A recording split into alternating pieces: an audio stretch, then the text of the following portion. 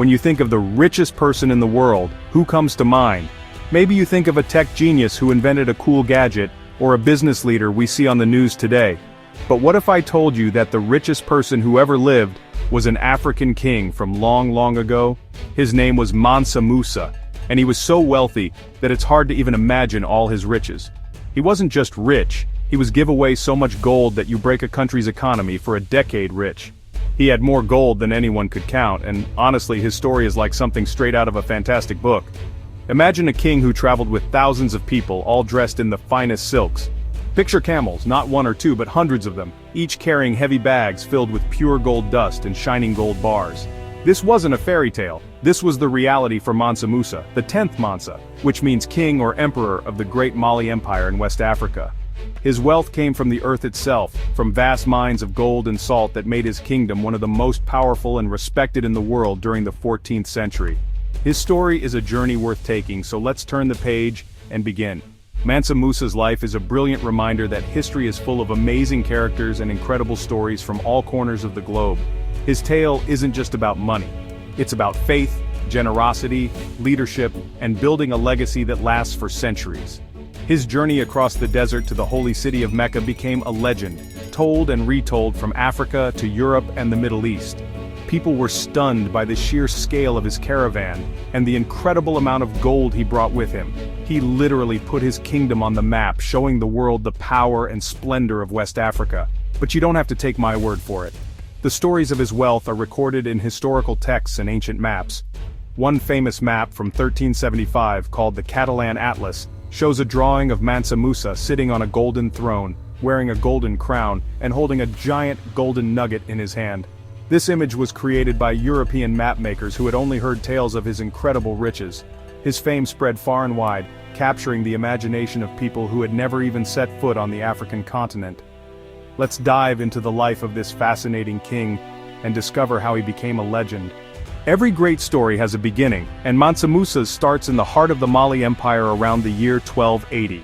We don't know the exact day he was born, but we know he was born into the powerful Keita dynasty, the family that ruled Mali. As a member of the royal family, young Musa would have received a top-notch education. He would have learned about his culture, the history of his people, and the Islamic faith, which was very important to the rulers of Mali. He was taught how to be a leader, how to manage the empire's resources, and how to command respect. He was being prepared for a life of great responsibility from a very young age. But Musa wasn't originally supposed to be the king. The throne was meant for his predecessor Mansa Abubakari II. Now, Abubakari II was a man with a grand dream. He wasn't just interested in ruling his lands, he was fascinated by the great Atlantic Ocean that bordered his empire. He believed it was possible to cross this vast sea and discover what lay on the other side. It was a bold and adventurous idea, something no one had ever tried to do on such a large scale before.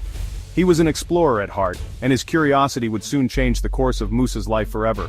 So what happened to King Abubakari II? Well, he gathered a huge fleet of ships, hundreds of them, and filled them with sailors, food, water, and gold. He was determined to explore the unknown. Before he left, he appointed Musa as his deputy, telling him to rule the empire while he was away. He instructed Musa to take the throne permanently if he did not return. And so Abubakari II and his fleet sailed off into the horizon, heading west across the mighty Atlantic Ocean. They were never seen or heard from again. It remains one of history's great mysteries. With the king gone, the responsibility of leading the vast Mali Empire fell squarely on Musa's shoulders. Around the year 1312 he officially became Mansa Musa, the new emperor. He didn't seize power in a dramatic battle. Instead, he inherited it because of his predecessor's ambitious and mysterious final journey. Musa was now in charge of a massive and prosperous kingdom, and he was ready to lead it into a golden age. His reign would become the most famous in Mali's history, a time of incredible wealth, growth, and cultural achievement that would be remembered for centuries to come. So, how did Mansa Musa become the richest person in history? The answer lies buried in the ground of his empire. The Mali Empire was blessed with incredible natural resources, especially gold. Huge gold mines in regions like Bambouk and Bour produced enormous quantities of the precious metal. In fact, historians believe that at that time, the Mali Empire was the source of almost half of all the gold in the Old World, which included Africa, Europe, and Asia. This wasn't just a little bit of gold, it was a staggering amount that gave the empire immense power and influence. But gold was only one part of the equation. The other was salt. You might think salt is just something you sprinkle on your food, but in the Sahara Desert, and much of West Africa, it was as valuable as gold. People needed salt in their diet to survive in the hot climate, and it was also used to preserve food. While southern regions had all the gold, the northern parts of the desert, in places like Tagaza, had huge deposits of salt. The salt was mined in large slabs and transported south on the backs of camels. It was a difficult and dangerous journey across the desert. The Mali Empire was perfectly located to control the trade between the gold-producing south and the salt-producing north. Mansa Musa and the rulers before him were smart. They established control over the trans-Saharan trade routes, the superhighways of the ancient world. Caravans of camels, sometimes thousands at a time, traveled across the desert, carrying goods. Merchants would trade salt from the north for gold from the south. For every pound of salt, they might trade a pound of gold. The empire taxed this trade, taking a portion of the gold, salt, and other goods that passed through its territory. This control over trade made the Mali Empire incredibly wealthy. It wasn't just gold and salt, they also traded copper, ivory, spices, and other valuable items. The empire's great cities like Timbuktu and Jen became bustling centers of commerce where merchants from all over Africa and the Middle East gathered to do business. Mansa Musa didn't just have a lot of gold, he managed a sophisticated economic system that generated continuous wealth. This financial power allowed him to build a strong army, a stable government, and a rich culture that became the envy of the world. One of the most famous events in Mansa Musa's life was his pilgrimage, or Hajj, to the holy city of Mecca. As a devout Muslim, it was his religious duty to make this journey at least once in his lifetime if he was able. But Mansa Musa didn't do anything in a small way. In 1324, he set off on a trip that would become the stuff of legends. This was no ordinary journey, it was a grand procession, a moving city of people and animals stretching for miles across the Sahara Desert. His goal was to fulfill his faith, but in doing so, he also showed the world the incredible wealth of his empire. The size of his caravan was simply mind-boggling. Imagine a parade that goes on for as far as the eye can see. Historians say that his entourage included an incredible 60,000 people. This massive group was made up of soldiers for protection, royal officials, doctors, teachers, and his personal entertainers. He also brought along 12,000 attendants, each one dressed in fine silk, and carrying a staff made of pure gold. This wasn't just a trip, it was a demonstration of power and prosperity, carefully planned to impress everyone who saw it. It was a spectacle meant to announce Mali's arrival on the world stage. And then there was the gold. Oh, the gold. The journey was over 4,000 miles long, and Mansa Musa planned to pay for everything along the way. To do this, he brought along a caravan of camels, not 10, not 20, but at least 100 of them. Each camel was loaded with bags containing up to 300 pounds of gold dust and gold bars. The total amount of gold was enormous, weighing many tons. As he traveled through towns and cities on his way to Mecca, he gave away this gold with incredible generosity to the poor, to the local rulers, and to everyone he met. This incredible journey took more than a year to complete. From his capital in Niani, he traveled through Walata, across the vast Sahara, and into Egypt before finally reaching Mecca in Arabia. Along the way, his caravan was a sight to behold. People who witnessed it were left in awe. They had never seen such wealth or such a large and organized group of travelers.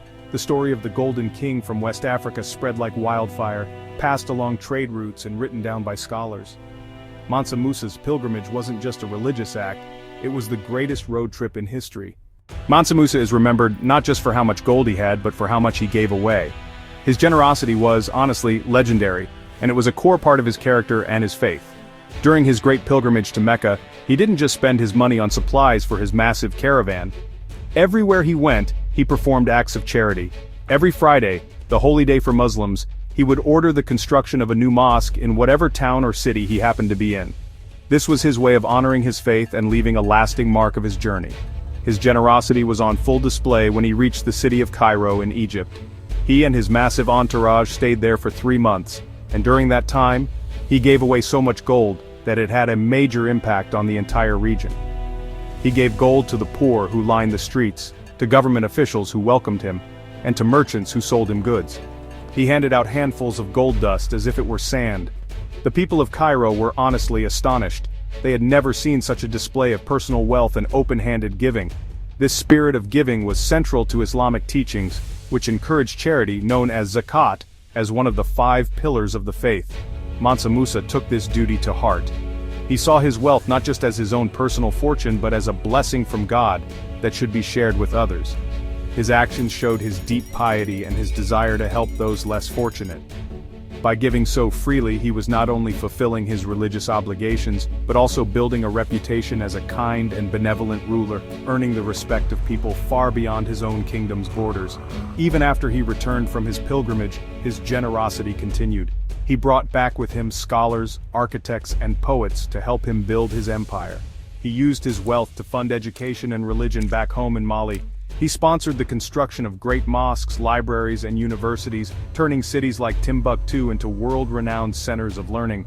His gifts weren't just temporary handouts of gold, they were long-term investments in the future of his people and his culture. His legacy is a powerful reminder that true wealth lies not in what you keep, but in what you share with the world.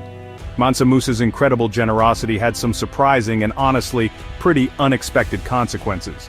When he passed through Cairo, he pumped so much gold into the city's economy that he actually caused a major problem: inflation.